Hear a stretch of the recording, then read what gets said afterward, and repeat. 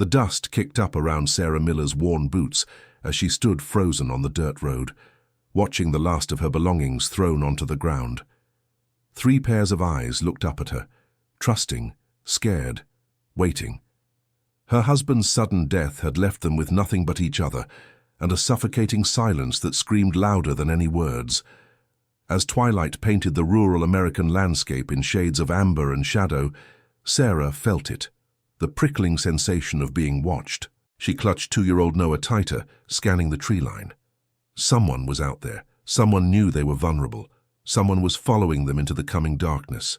Sarah Miller's hands trembled as she bent down to pick up the photo frame that had landed face down in the dirt. Behind the cracked glass, her husband David smiled back at her, a memory from better days, now just another broken piece of a life that had shattered 6 weeks ago. The landlord's truck was already disappearing down the road, leaving only tire marks and the echo of his final words. "I gave you time, Sarah. 2 months without rent is all I could do." The small rental house stood behind her like a tombstone, its windows dark and accusing. She'd begged for more time, explained that David's sudden death had left her with nothing but medical bills and funeral expenses. The landlord had been sympathetic at first, even attended the service, but sympathy didn't pay mortgages, and patience had limits. When the eviction notice came, Sarah had known it was over. 8-year-old Evan stood beside her mother, trying to look brave despite the tears streaming down her freckled face. She held Luke's hand tightly, the 4-year-old boy's confusion written across his features as he kept asking why they couldn't go back inside. 2-year-old Noah whimpered in Sarah's arms, his small fingers clutching her worn jacket, as if sensing that everything familiar was slipping away. "Mommy, where are we going?" Luke's voice cracked with uncertainty. Sarah swallowed hard, forcing strength into her voice that she didn't feel. "We're going to find somewhere safe, baby. Just for tonight." The late afternoon sun cast long shadows across the rural landscape, painting everything in shades of gold and rust. Sarah knew of an abandoned barn about 2 miles down the old county road, a structure that local farmers had stopped using years ago. It wasn't much, but it had a roof and walls. It would have to be enough. If you're watching this story unfold and feeling the emotion of Sarah's journey, please help us reach 1,000 subscribers, so YouTube allows us to keep bringing powerful stories like this one to life. Your subscription means we can continue sharing these moving narratives with the world. As they walked, Sarah's mind drifted to that terrible morning 6 weeks earlier. David had been fixing the fence, complaining about chest pain, but insisting it was just indigestion. She'd been inside making breakfast when she heard the thud, a sound that would haunt her forever. By the time she reached him, his face was already grey, his eyes unfocused. The ambulance took 30 minutes to arrive on those rural roads. Too long. Everything had been too long. The weight of his absence pressed down on her shoulders with every step. No life insurance. They'd always meant to get it, but never had the money. No savings. Every dollar had gone to keeping food on the table. Just debts and empty promises, and a silence so profound it felt like drowning. Evan squeezed her free hand. "Mum, I can carry the other bag." "You're already carrying enough, sweetheart." Sarah's voice caught, thinking of how this 8-year-old child had become so responsible, so protective, aging years in just weeks. The barn appeared as twilight descended, its weathered wood frame leaning slightly but still standing. Inside, hay bales lined the walls, and shafts of fading light pierced through gaps in the roof. Sarah laid out what blankets they had, creating a makeshift bed in the corner farthest from the door. The children huddled together as darkness claimed the world outside. Hours passed. Noah finally fell asleep, his breathing evening out against Sarah's chest. Luke dozed fitfully, occasionally calling out for his daddy in his sleep. Only Evan remained awake, her young face etched with worry that no child should know. Then they heard it. A rustling outside, footsteps on dry grass, the distinct sound of something or someone moving deliberately around the barn's perimeter. Sarah's heart hammered against her ribs. She pulled her children closer, scanning the shadows for anything she could use as a weapon. Her mind raced with terrifying possibilities. Thieves who preyed on the vulnerable, someone who'd seen them walking alone and defenseless. The footsteps stopped directly outside the barn door. Silence stretched, thick and suffocating. Evan's whisper cut through the darkness like a knife. "Mummy, there's someone out there. I can see them through the crack. They're just standing there, watching us." Sarah's blood ran cold. She could feel it now, the weight of unseen eyes, the presence of another person in the night. But why weren't they entering? Why just watch? The shadow moved, disappearing into the tree line. But Sarah knew with absolute certainty they weren't alone. Someone knew exactly where they were. Someone was following them. And she had no idea if that presence in the darkness meant salvation or something far more sinister. Sleep never came for Sarah that night. She sat rigid against the rough barn wall, eyes fixed on the darkness beyond the door, every muscle tensed for danger. The memory of those watching eyes haunted her, mixing with older nightmares that refused to fade. In her mind, she was back in their small kitchen 6 weeks ago. The morning had been ordinary, toast burning slightly, coffee brewing, David's laughter as Luke spilled juice down his shirt. Then the sound. That terrible final thud that shattered everything. Sarah had run outside to find her husband collapsed by the fence line, his face twisted in agony, one hand clutched to his chest. She'd screamed his name, cradled his head, begged him to stay. But David's eyes had already started to lose focus, his breathing shallow and desperate. The paramedics had worked on him for 20 minutes in their driveway. Sarah remembered watching their movements become less urgent, more resigned. The hospital had been a blur of white walls and pitying faces. Heart attack, they said, massive and sudden, nothing anyone could have done. But Sarah knew better, knew that stress had killed him, that working 2 jobs to keep them afloat had worn his heart down to nothing. A soft whimper from Noah pulled her back to the present. The toddler shifted in his sleep, his small face flushed with fever. Sarah pressed her palm to his forehead, feeling the heat radiating from his skin. Panic clawed at her throat. He'd been getting sick yesterday, but she had no medicine, no money for a doctor, nowhere to take him. "Is he okay?" Evan whispered from her pile of blankets, her young voice carrying a mother's worry. "He'll be fine," Sarah lied, smoothing Noah's damp hair. "Just needs rest." The first rays of dawn crept through the barn's gaps, painting everything in shades of grey. Sarah finally allowed herself to close her eyes for just a moment, exhaustion pulling her under despite her fear. When she woke, the sun was fully up. Disoriented, Sarah jerked upright, immediately checking on her children. All 3 were still asleep, their faces peaceful in the morning light. Relief flooded through her, until she noticed something that made her blood freeze. Just outside the barn door, barely 3 feet from where they'd slept, sat a glass bottle of fresh milk. Beside it, a clean wool blanket was folded with precise care. Sarah's hands shook as she stood, moving slowly toward the items like they might be a trap. The milk was cold, condensation beading on the glass. The blanket smelled of lavender and sunshine, recently washed. Someone had been here. Someone had come close enough to touch the door while they slept, vulnerable and unaware. Terror and confusion warred inside her chest. Who would leave gifts for strangers? What did they want in return? Every instinct screamed danger, but the practicality of their situation whispered something else. Noah needed warmth. They needed food. She grabbed the items quickly, retreating back to her children. Evan was awake now, staring at the blanket with wide eyes. "Someone was here," the girl said, her voice small and frightened. "I know, baby." Sarah wrapped the blanket around Noah's fevered body, hating herself for accepting help from an unknown threat. "We need to leave, soon." But as the morning wore on, something inexplicable happened. Noah's fever began to break. The flush faded from his cheeks, his breathing eased. By midday, he was sitting up, asking for food with his usual toddler enthusiasm. Sarah stared at her son in disbelief, then at the blanket wrapped around him. Had someone cared for him during the night? Had those watching eyes belonged to someone who meant to help rather than harm? Luke tugged at her sleeve. "Mommy, can we drink the milk?" Sarah looked at the bottle, at her hungry children, at the mysterious blanket that seemed to have healing properties. Every rational part of her brain screamed not to trust this situation, but desperation made its own logic. "Yes," she whispered, pouring the milk into their shared cup. "But we're leaving right after."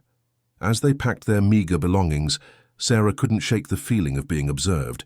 She scanned the tree line, the abandoned farmhouses in the distance, the overgrown fields surrounding them. Somewhere out there, someone was watching. Someone who knew they were alone and afraid. Someone who had somehow helped them through the night. The question that haunted her as they left the barn wasn't whether they were being followed. She knew they were. The question was why. Why would anyone help a desperate widow and her children without revealing themselves? Why hide in shadows while performing acts of kindness? And most terrifying of all, what would this invisible stranger want from them in return? As they walked down the dusty road toward an uncertain future, Sarah felt those eyes on her back again, watching, waiting, following them into whatever came next. Who helps a family without wanting to be seen? And what kind of person lives in the shadows, close enough to save but too hidden to trust? 3 days had passed since the barn, and the pattern had become undeniable. Each night Sarah found a place for them to shelter, an abandoned shed, a covered bridge, once even a hollowed-out space beneath a highway overpass. And each morning, without fail, something appeared. A jar of soup, fresh bread wrapped in cloth, a small bundle of children's clothes that fit Luke perfectly. Sarah's fear had transformed into something more complex, a mixture of gratitude and deep unease that kept her awake through the dark hours. She'd started staying up, determined to catch a glimpse of their mysterious benefactor, but exhaustion always won. Every morning brought the same shock: new gifts, no footprints, no trace of the giver. The children had stopped asking questions. Even Evan, with her 8-year-old wisdom, seemed to accept this strange reality as their new normal. Perhaps when your world had already shattered, additional impossibilities became easier to swallow. On the 4th morning, Sarah woke in the ruins of an old farmhouse to find something that made her chest tighten with emotion. Beside the usual food offering sat a small first aid kit, its contents carefully organized. Inside, children's fever medicine, bandages, antiseptic cream, exactly what Noah had needed 3 nights ago when his fever had been raging. She picked up the medicine bottle with shaking hands, reading the label through tears. Someone had known. Someone had seen her son suffering and had taken care of him from the shadows, asking nothing in return. The realization hit her like a physical blow. Without this stranger's intervention, Noah's fever might have turned dangerous. They had no money for doctors, no way to get help. This invisible presence had quite possibly saved her child's life. "They're good, aren't they?" Evan said quietly, appearing at Sarah's shoulder. "The person who's helping us, they're not bad." Sarah wanted to agree, but years of caution held her back. "We don't know that, sweetheart. People always want something." "Maybe not everyone," the girl replied with a wisdom that broke her mother's heart. That evening, as dusk painted the sky in shades of purple and orange, Sarah made a decision. She settled the children in their current shelter, a vacant hunting cabin with a working door latch, and stepped outside into the growing darkness. She walked 50 feet down the overgrown path and stopped, speaking to the empty air. "I know you're out there." Her voice trembled but held firm. "I know you've been following us, helping us. I don't understand why, but I need to thank you. My son, Noah, he could have gotten really sick. You saved him. So thank you.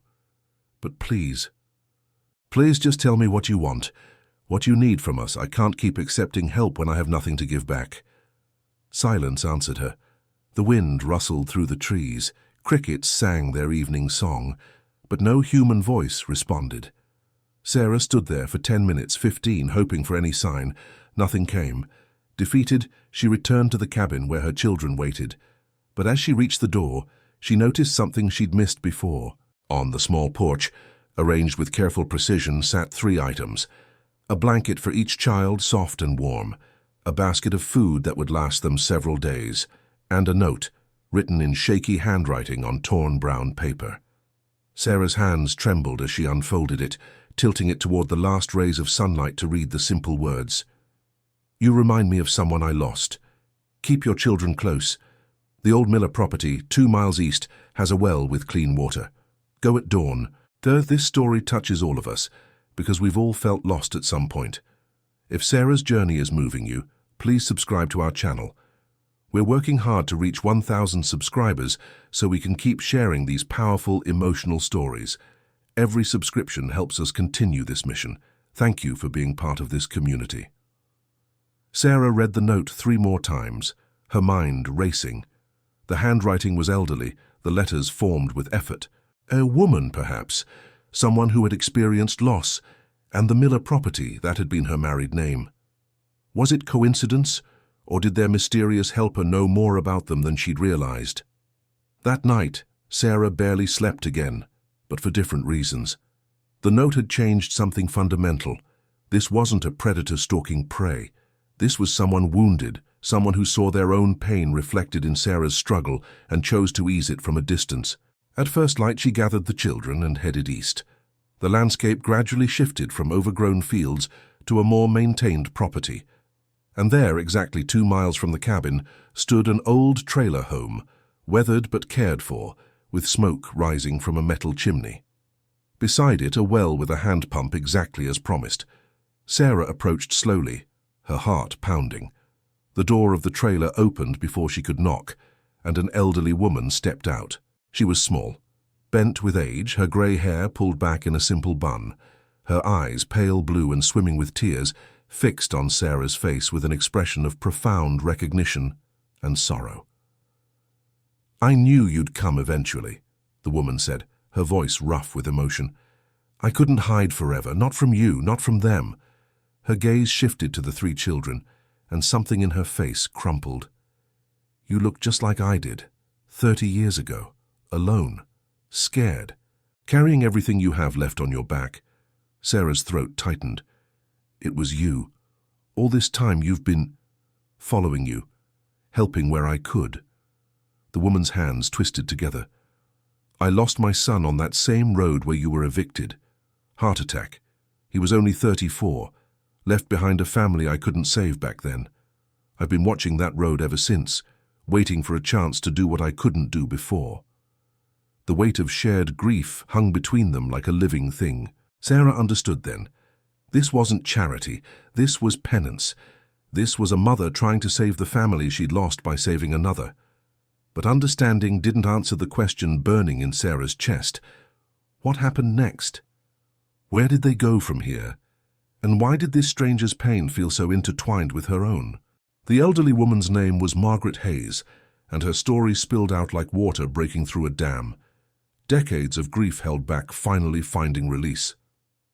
She invited them inside the small trailer, its interior clean but sparse, filled with photographs that told the story of a life marked by loss. Sarah sat on the worn couch, children pressed against her sides, as Margaret settled into a rocking chair that creaked with familiar use. The old woman's hands shook as she poured water from a pitcher, her movements slow and deliberate, as if gathering courage for what came next.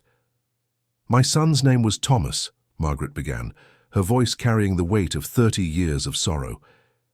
"He died on County Road 47, right where that rental house stands now. Same stretch of dirt road where I watched them throw your belongings out 3 days ago." Sarah's breath caught. The same road, the same cruel twist of fate. It was July, brutally hot. Thomas was working on the fence line when it happened. Margaret's eyes grew distant, seeing a past that never stopped haunting her. Heart attack at 34 years old. His wife Emma was inside with their 3 children, 2 boys and a girl just like yours. By the time I got there from town, he was already gone, just gone. The parallel was too precise to be coincidence, too painful to be anything but destiny's sick joke. Sarah felt tears sliding down her cheeks as Margaret continued. "Emma tried so hard to keep the family together, but back then I was working 2 jobs myself, barely keeping my own head above water after my husband left. I couldn't help her the way she needed. I had no money to give, no place big enough for all of them. I watched from a distance as she struggled, as the bills piled up, as the landlord grew impatient." Margaret's voice cracked. 3 months after Thomas died, they were evicted. Emma and those babies, put out on the same road where her husband had collapsed. "What happened to them?" Sarah whispered, though part of her feared the answer. Emma's family took them in, but only after she agreed to give up custody to her sister. Said she was too unstable, too poor, too broken to care for children properly. She signed the papers because she had no choice. Homelessness or losing her babies. Either way, she lost everything. Margaret wiped at her eyes with trembling fingers. She wrote me one letter afterward. Said she couldn't live in a world where being poor meant you weren't fit to be a mother. 2 weeks later, she walked into a river and didn't come back. The trailer fell silent, except for the sound of Margaret's ragged breathing and Sarah's quiet sobs. Evan buried her face in her mother's shoulder, understanding enough to feel the crushing weight of the story. "I've lived with that guilt every day since," Margaret said, her pale eyes meeting Sarah's. "I watched her struggle. I knew she needed help, but I told myself I didn't have enough to make a difference, that someone else would step in, that it wasn't my responsibility. And because I did nothing, 3 children lost both parents, and I lost any chance at redemption." Sarah's throat was too tight to speak. She thought about the milk, the blankets, the medicine, each small act of kindness that had kept them going. This wasn't about money. It never had been.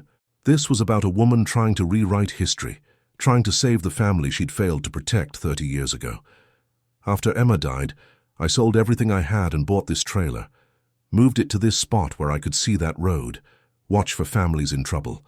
For 30 years I've been waiting. Margaret leaned forward, her gnarled hands gripping the chair's arms. I've helped where I could, left food, clothes, small things for people passing through. But when I saw you that day with your 3 children, being thrown out of that house on that same cursed road, it was like watching my own failure play out again, like God was giving me one more chance to do what I should have done decades ago. The revelation settled over Sarah like a heavy blanket. The stranger wasn't just helping them, she was trying to absolve herself of ancient guilt, trying to save the ghost of a daughter-in-law she'd abandoned when it mattered most. "I don't want your pity," Sarah said quietly, finding her voice, "and I don't want to be your second chance at redemption." Margaret nodded, tears streaming down her weathered face. "I know, and I don't deserve your forgiveness. But those children—" Her gaze shifted to Evan, Luke, and Noah. "They deserve better than what Emma's babies got. They deserve a fighting chance." Sarah looked at her children, saw their exhaustion, their hunger barely held at bay by Margaret's gifts, their need for stability and safety. Then she looked at the old woman, bent under the weight of decades of regret, offering not charity, but shared understanding of what it meant to lose everything. The question wasn't whether to accept help. The question was whether 2 broken women, connected by parallel tragedies and the same unforgiving road, could somehow piece together something resembling hope from the shattered fragments of their lives. Could salvation come not from wealth or rescue, but from 2 people who understood the same pain, choosing to walk forward together? Margaret's offer hung in the air between them like a lifeline that Sarah was terrified to grab. The old woman had spoken the words simply, without drama. "Stay here. Not forever, just until you find your footing. I have space, not much, but enough." Sarah's first instinct was to refuse. Pride, still clinging to her like a second skin despite having nothing left to be proud of, screamed that accepting would make her no different from Emma, weak, dependent, unable to care for her own children. But beneath the pride lurked something darker, fear. Fear that getting close to Margaret meant inheriting her grief, becoming entangled in a tragedy that wasn't hers to carry. "I can't," Sarah said, her voice barely above a whisper. "We've already taken so much from you. You've taken nothing I didn't freely give." Margaret stood slowly, her joints protesting with age. "And I'm not offering out of obligation or guilt, though God knows I have plenty of both. I'm offering because this trailer is too quiet, too full of ghosts. Maybe having life inside these walls again would do us both good." Noah squirmed in Sarah's lap, reaching toward Margaret with chubby arms. The old woman's face softened, and she moved closer, letting the toddler grab her weathered fingers. Something in that simple gesture, the innocent trust of a child meeting the desperate need of a woman who'd lost everything, made Sarah's carefully constructed walls begin to crack. "You don't know us," Sarah protested weakly. "We could be anyone. I could—" "You could what? Take advantage of an old woman with nothing worth stealing?" Margaret smiled sadly. Sarah, I've been watching you for days. I've seen how you give your children the last of the food and pretend you're not hungry. I've seen how you check on them 10 times a night to make sure they're breathing. I've seen how you're trying to be strong enough for all 4 of you. I know exactly who you are. You're a mother doing her best with an impossible situation, just like Emma was, just like I should have helped her be. Luke tugged at Sarah's sleeve, his 4-year-old voice cutting through the tension. Mommy, I like it here. It smells like cookies. Despite everything, Sarah almost laughed. The trailer did smell like cookies. Margaret had been baking when they arrived, filling the small space with warmth and the scent of cinnamon. It smelled like home, or at least like the memory of what home used to be. Over the next hour, Margaret showed them around. The trailer had 2 small bedrooms. Margaret insisted the children take the larger one, while Sarah could have a fold-out couch in the living area. There was a tiny but functional kitchen, a bathroom with running water, and a propane heater that actually worked. Compared to abandoned barns and highway overpasses, it was paradise. The children transformed before Sarah's eyes. Evan, who'd been carrying the weight of adult worries for weeks, started exploring with cautious curiosity. Luke found a box of old toys Margaret had saved from Thomas's childhood and began playing with a wooden truck, making engine noises. Noah settled into Margaret's lap as if he'd known her forever, his small fingers playing with her silver necklace. Sarah watched this unfold with a heart full of conflicting emotions, relief that her children could be children again, even for a moment. Guilt that she couldn't provide this herself. Fear that accepting meant admitting defeat, and underneath it all a treacherous spark of hope that maybe, just maybe, they didn't have to do this alone. I can help around here, Sarah said finally, her voice stronger. I'm good with repairs and I can cook, clean, whatever you need. I won't take charity. It's not charity if we're helping each other, Margaret replied. I need company as much as you need shelter, maybe more. These walls have been too empty for too long. As evening fell, Margaret prepared a simple dinner, chicken soup and fresh bread, while the children played in the next room. Sarah stood at the window, watching the sun set over the same fields where her husband had died, where Emma's husband had died 30 years before. 2 women, 2 tragedies, the same unforgiving land. After dinner, as Sarah helped with dishes, Evan appeared in the doorway. The 8-year-old had changed into clean pajamas Margaret had found, her hair still damp from an actual bath with warm water. She looked younger somehow, the premature aging of the past weeks temporarily erased. Mom, Evan said quietly, can we stay, please? Sarah's hands stilled in the soapy water. Baby, it's complicated. No, it's not. Evan moved closer, her young face serious and certain. You keep saying we have to do everything ourselves, that we can't depend on anyone. But Mom, her voice cracked with emotion far too mature for her years, we're not alone anymore. We have Miss Margaret now, and she needs us too. I can see it in her eyes. She's been alone for so long, just like we have. Why can't we be not alone together? The simple truth of her daughter's words shattered the last of Sarah's resistance. Tears spilled down her cheeks as she knelt to pull Evan into a fierce embrace. The child was right. This wasn't about charity or pride or who owed whom. This was about 2 broken pieces finding each other and discovering they might fit together to create something stronger than either could be alone. Okay, Sarah whispered into her daughter's hair. Okay, we'll stay. For now. We'll try. That night, Sarah lay on the fold-out couch, listening to her children's peaceful breathing from the next room and Margaret's soft snoring from hers.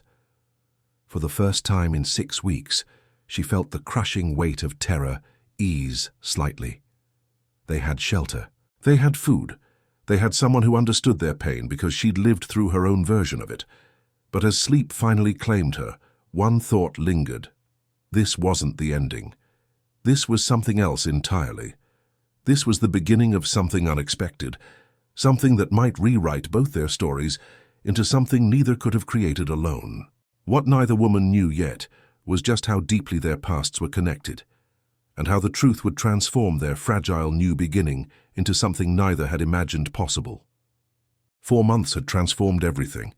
Sarah woke each morning in the trailer that had become home, the scent of Margaret's coffee already brewing in the kitchen, sunlight streaming through curtains the old woman had sewn by hand. The terror that had gripped her chest for weeks had loosened its hold, replaced by something fragile but growing: peace. She worked now at Henderson's farm, 3 miles down the road. The pay wasn't much, but old Mr. Henderson had hired her without questions when Margaret vouched for her character. Sarah spent her days mending fences, feeding livestock, and doing repairs that came easily to hands that had learned resourcefulness through necessity. The physical labor exhausted her body but quieted her mind, and each paycheck, small as it was, represented dignity reclaimed. The children had bloomed like flowers after rain. Luke and Evan attended the local elementary school, riding the bus each morning with lunchboxes Margaret packed with excessive care. Noah stayed with Margaret during the day, and the toddler had begun calling her Gamma, a title the old woman wore with fierce pride. The haunted look had faded from Evan's eyes, replaced by the normalcy of homework complaints and playground stories. Luke had stopped asking when Daddy was coming home. On a Saturday morning in early autumn, Sarah returned from the farmer's market to find Margaret and Noah in the garden, the little boy's hands covered in dirt as he helped plant bulbs for spring. The domestic scene made her throat tight with gratitude. This makeshift family, born from tragedy and desperation, had somehow become real. "There's something I need to tell you," Margaret said that evening after the children were asleep. Her voice carried a weight that made Sarah's stomach clench with familiar anxiety. They sat at the small kitchen table, tea growing cold between them. Margaret's weathered hands twisted together, a gesture Sarah had learned meant the old woman was wrestling with difficult truths. "That house," Margaret began, her voice barely above a whisper. "The one where you were living, where they evicted you. I need you to understand something about that property." Sarah's pulse quickened. "What about it? 30 years ago it was mine." Margaret's pale eyes glistened with unshed tears. "Thomas built it with his own hands the year before he died. It was supposed to be a home for his family, a place where Emma and the children could grow roots. After he passed, Emma lived there for those 3 terrible months, struggling to make rent payments to the bank that held the mortgage. The revelation hit Sarah like a physical blow. The house where she'd lived with David, where they'd tried to build their life, it had been the site of Margaret's loss too. The same walls had witnessed 2 families' attempts at happiness, 2 sudden deaths, 2 evictions. When Emma lost custody and disappeared, I couldn't bear to look at that house anymore," Margaret continued, her voice breaking. "I sold it to pay off the mortgage and my own debts. It went through several owners over the years, eventually becoming a rental property. I moved out here to this trailer, where I couldn't see it every day, reminding me of my failure." Sarah's mind reeled, connecting pieces she hadn't known were part of the same puzzle. "You've been watching that house for 30 years. Waiting," Margaret corrected. "Watching and waiting for a chance to do what I couldn't do before. When I saw you there with David, I hoped maybe this family would make it, that maybe the house could hold happiness instead of grief. But when I saw David collapse," her voice shattered completely. "It was Thomas all over again, history repeating on the same cursed ground. And when they evicted you, when I saw you standing in that dirt road with your 3 children, exactly where Emma had stood, I knew fate was giving me one final chance." The truth settled over them like a benediction. This hadn't been random chance or simple kindness. Their lives had been woven together by invisible threads of shared tragedy, bound by the same piece of land that had witnessed both their losses. "We were meant to find each other," Sarah whispered, understanding blooming in her chest like warmth after cold. "I believe we were," Margaret agreed, reaching across the table to clasp Sarah's hands. "Not to erase the past, we can't do that, but maybe to prove that pain doesn't have to be the end of the story, that sometimes broken people can fit together and create something whole." If this story has touched your heart, please subscribe to our channel. Your support helps us reach the 1,000 subscribers we need to continue bringing these emotional, powerful stories to life.